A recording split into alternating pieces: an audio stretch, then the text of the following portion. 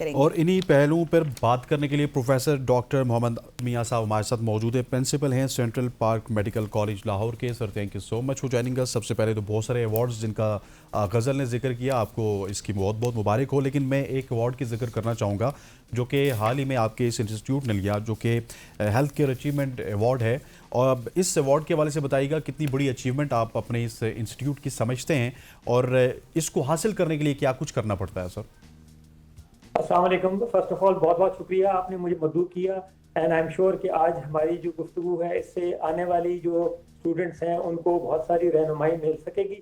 पहले तो health care excellence award जो हमें मिला, ये Pakistan association of medical institutes ने मुख्तलिफ मेडिकल कॉलेजेस को उनकी असेसमेंट के बाद कि उनकी क्राइटेरिया ऑफ इंफ्रास्ट्रक्चर पूरा है, उनका वर्किंग कैसी है, उनका करिकुलम कैसा है, उनके रिजल्ट्स कैसे हैं, उसके बाद कुछ मेडिकल कॉलेजेस को इस अवार्ड के लिए मुस्तहिक समझा और हम खुशकिस्मत थे कि हम इसके लिए मुस्तहिक बने। और ये तकरीब इस महीने गवर्नर हाउस में हुई, एक बड़े शानदार तरीके से ये तकरीब हुई।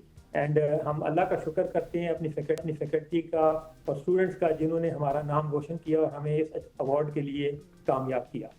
तो उम्मीद रखते हैं कि आइंदा भी हम सर्विस एजुकेशन में और हेल्थ केयर में प्रोवाइड करते रहेंगे। सही। अच्छा डॉक्टर साहब, मुझे ये बताएं, जैसे मैंने अपनी इब्तिदा में जिक्र किया था कि एफएससी जब भी बच्चा कर लेता है उसके बाद बहुत सी कन्फ्यूजन्स होती हैं, बहुत सारी चीज़ें माइंड को घेर लेती हैं। पेरेंट्स भी परेशान होते हैं, स्टूडेंट्स भी परेशान होते हैं कि अगर मेरिट पर ना नाम आया तो फिर क्या होगा, आगे किस फील्ड में जाएंगे, क्या सब्जेक्ट्स चूज़ करने हैं, शायद हमारी पढ़ाई ज़ाया ना हो जाए, पीछे हमने इतनी मेहनत की। तो सर, जो कॉलेज है सेंट्रल पार्क मेडिकल कॉलेज, ये कौन कौन से करियर और तालीमी ऑप्शंस इसमें दस्तयाब हैं ताकि एक बच्चा कन्फ्यूज़ ना हो आफ्टर एफएससी?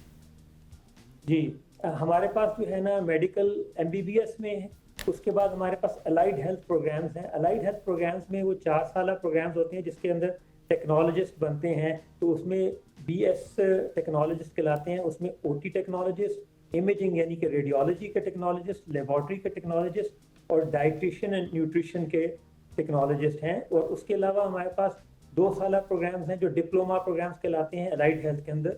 उसमें भी बहुत सारे डायलिसिस, डिस्पेंसर, ओटीटी ये प्रोग्राम्स हैं। इसके अलावा हमारे पास नर्सिंग में प्रोग्राम्स हैं। नर्सिंग के अंदर बीएस नर्सिंग एक 4 साल प्रोग्राम होता है और पोस्ट आरएन नर्सिंग जो जिन्होंने पहले डिप्लोमा प्रोग्राम किया होता है उसके बाद वो एक बैचलर प्रोग्राम जो है पोस्ट आरएन प्रोग्राम होता है। इसके अलावा हमारे पास 2 साल डिप्लोमा नर्सिंग प्रोग्राम वो भी है। ये प्रोग्राम्स हम ऑफर कर रहे हैं और आइंदा अनकरीब फ्यूचर में हम डॉक्टर ऑफ फार्मेसी का प्रोग्राम भी इंट्रोड्यूस करेंगे।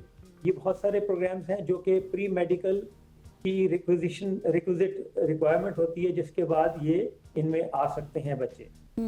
अच्छा मियां साहब, मुझे ये बताइएगा कि एक बच्चा है जिसने एक मेडिकल कॉलेज में एडमिशन लेना है, उसने वो सिलेक्ट करना है कि किस तरह के मेडिकल कॉलेज में उसको एडमिशन लेना चाहिए, बच्चे को क्या देखना चाहिए? और मैं स्पेशली आपके इस कॉलेज के हवाले से पूछना चाहूँगा कि आप कहाँ पे डिफरेंट हैं दूसरे इंस्टीट्यूट से जो कि लोग आपको प्रेफर करें?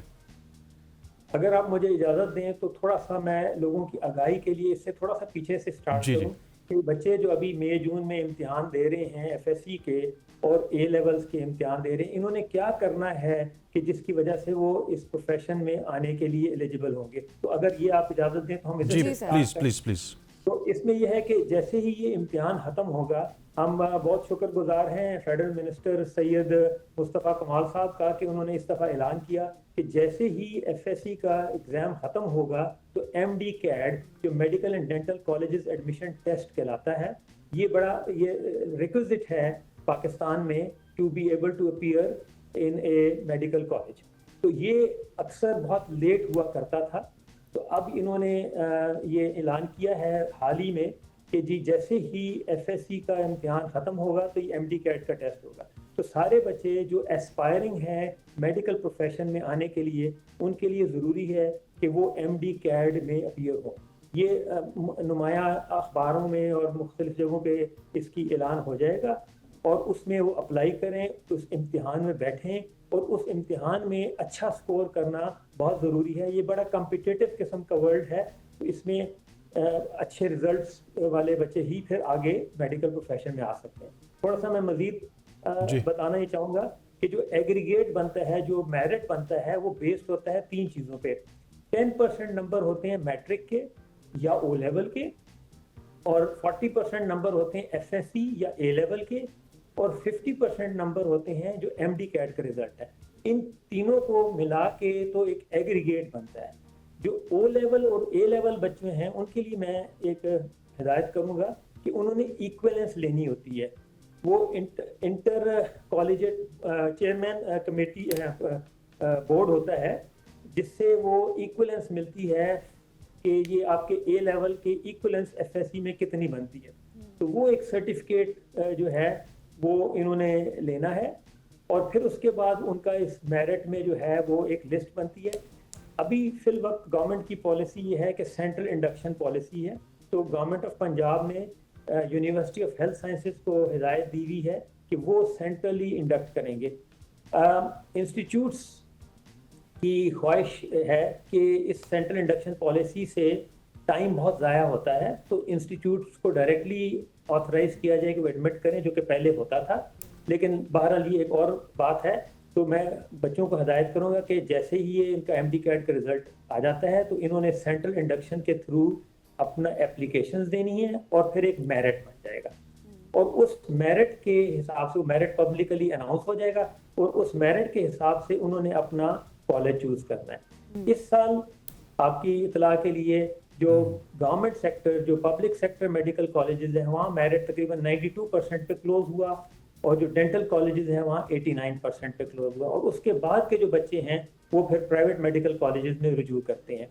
तो ये है जो प्रोसेस होगा। आगे मैं आपको मजीद गाइड कर देता हूँ कि उन्होंने सिलेक्शन कैसे करनी है। जी, पहली बात तो ये है जी मैन कि अगर पब्लिक सेक्टर मेडिकल कॉलेज में दाखिला हो जाए तो that is very good, because the fee structure is sponsored by the government. तो इस वजह से वहाँ नॉमिनल सी फी होती है, और नेचुरली गवर्नमेंट के इंस्टीट्यूट्स में मेडिकल कॉलेजेस के साथ जो टीचिंग हॉस्पिटल्स रिक्वायर्ड होते हैं वो बहुत बड़े बड़े हैं, तो that would be the priority. But then after that अगर किसी प्राइवेट मेडिकल कॉलेज में आना है तो they have to make a choice. I would like कि बच्चे और पेरेंट्स वर्क करें, लुक अराउंड करें, रिसर्च करें, बिकॉज ये कैरियर का सवाल है। तो दे शुड सी के जी कौन सा मेडिकल कॉलेज की क्या स्टैंडिंग है। उसमें 3-4 चीज़ें जो उनको ज़रूर ध्यान में रखनी चाहिए। एक तो ऑफ कोर्स बच्चे ये देखते हैं कि प्रॉक्सिमिटी ऑफ देयर एरिया जहाँ वो रह रहे हैं। सेकेंडली उस कॉलेज का इंफ्रास्ट्रक्चर कैसा है। अच्छा। इंफ्रास्ट्रक्चर में लेक्चर थिएटर्स, हॉस्पिटल एक बहुत बड़ा इंपॉर्टेंट इंफ्रास्ट्रक्चर है, क्योंकि टीचिंग मेडिकल कॉलेज की वो हॉस्पिटल से डिपेंडेंट है। तो अच्छा हॉस्पिटल जिसमें एक वैरायटी ऑफ पेशेंट्स, एक वॉल्यूम ऑफ पेशेंट्स जो हैं वो अवेलेबल हों, वो उनके लिए एक बहुत ज़रूरी इक़दाम होगा। फिर फैकल्टी कैसी है, एनवायरनमेंट कैसा है, और बाकी जो स्टूडेंट्स का, और साथ उनका पास्ट रिजल्ट्स कैसे, इन सारी चीज़ों को मद्देनज़र रखते हुए वो अपना फैसला करें, और इसके लिए सोच समझ के फैसला करें। और बेहतर है कि कुछ एक्सपर्ट्स जो हैं, जो लोग जिन्होंने इस प्रोफेशन में हैं, या बिल्कुल सर, आप दुरुस्त फरमा रहे हैं, एक्सपर्ट से राय लेकर ही आगे स्टेप लिया जाए। अच्छा सर, मुझे आप ये बताएं कि आपकी सारी गुफ्तगू में शुरू में आपने जिक्र किया था एमडी कैट के हवाले से। अब बहुत सारे बच्चे ऐसे हैं जो एमडी कैट की तैयारी कहाँ से करें, कौन सी बुक्स का इस्तेमाल करें, इंटरनेट से करें, डेटा पुराना है, ये इस हवाले से भी काफ़ी परेशान रहते हैं, और फिर यही वजह होती है कि बाद में उनका एग्ज़ाम अच्छा नहीं होता या फिर वो मेरिट पर नहीं उतर सकते। तो क्या आपका कॉलेज इस हवाले से भी मदद करता है स्टूडेंट्स की कि उनको अच्छी तैयारी कराई जाए इस टेस्ट की? नहीं, अनफॉर्चुनेटली हम खुद तो एमडी कैट की तैयारी नहीं करते, ये मुख्तलिफ एकेडमीज हैं जो कराती हैं। लेकिन मेरा ख्याल है कि बच्चों ने एफएससी में बायोलॉजी, केमिस्ट्री, फिजिक्स पढ़ी हुई है। जो एमडी कैट का है तरीकाकार, उसमें 180 सवाल होते हैं, 68 बायोलॉजी के होते हैं, 54 केमिस्ट्री के होते हैं, और 54 फिजिक्स के होते हैं, और 20 इंग्लिश और रीजनिंग के होते हैं। तो 180 सवाल एमसीक्यू बेस्ड होते हैं, और बच्चे को साथ ही एक डुप्लीकेट उसका मिल जाता है जो उसने फिल किया होता है, बबल शीट। तो इमीडिएटली आफ्टर द एग्जाम उसको पता होता है कि रिजल्ट क्या है, क्योंकि फौरन एग्जाम के बाद वो करेक्ट आंसर्स जो हैं वो पब्लिश कर देते हैं। बच्चा अपने अपनी आंसर शीट्स देख के तो उसको अंदाजा होता है कि जी मैंने इतने नंबर लिए। इसकी तैयारी के लिए एकेडमीज हैं, बट जिस तरह इस दफ़ा मिनिस्टर साहब ने जिक्र किया कि वक्त बहुत ज़ाया होता है, बच्चे अगर एफएससी की तैयारी के साथ ही इम्तिहान दे दें, तो उन्होंने पढ़ी ही ये चीज़ें, बायो केमिस्ट्री, फिजिक्स जी। पढ़ी हुई है और इम्तिहान दे के ही जैसे हटें तो हफ्ते के अंदर अंदर ही इम्तिहान हो जाए एमडी कैट का। अब ये आप देखें कि इम्प्लीमेंट होता है कि नहीं होता, लेकिन ये एक बहुत खुशअहम कदम है जो फेडरल मिनिस्टर साहब ने उठाया कि जी इस दफ़ा हम एमडी कैट को जल्दी करेंगे, क्योंकि बच्चों का बड़ा टाइम ज़ाया होता है और इतने महीने लग जाते हैं। तो लेट्स सी। अच्छा डॉक्टर साहब, मुझे ये बताइएगा कि अगर बात की जाए एलाइड हेल्थ साइंसेज की, इस शोबे में आप किस तरह से एक्सेल कर रहे हैं और किस तरह से इसको फ़रोग दे रहा है आपका इदारा, स्पेशली अगर मैं सेंट्रल पार्क मेडिकल कॉलेज की बात करूँ तो? जी देखिए, एलाइड हेल्थ साइंसेज का जो है एक बहुत इम्पोर्टेंट शोबा है। एक्चुअली हम अंडरस्टैंड नहीं करते कि जो मेडिकल सर्विस है, डॉक्टर ने तो कुछ वक्त के लिए आना है, मरीज के साथ इंटरेक्ट करना है और फिर उसके बाद वापस हो जाना है। जो हमारे प्रोफेशनल नर्सेज हैं और एलाइड हेल्थ पर्सनल हैं, I think they are the foundation, the backbone of the allied health, of the medical health system. और हम इसकी अहमियत को इतना नहीं समझते थे। अब इंटरनेशनल जो recognition of the allied health professions की वजह से पाकिस्तान में भी इसका बहुत रुझान हो गया है और लोग इस शोबे को अडॉप्ट कर रहे हैं।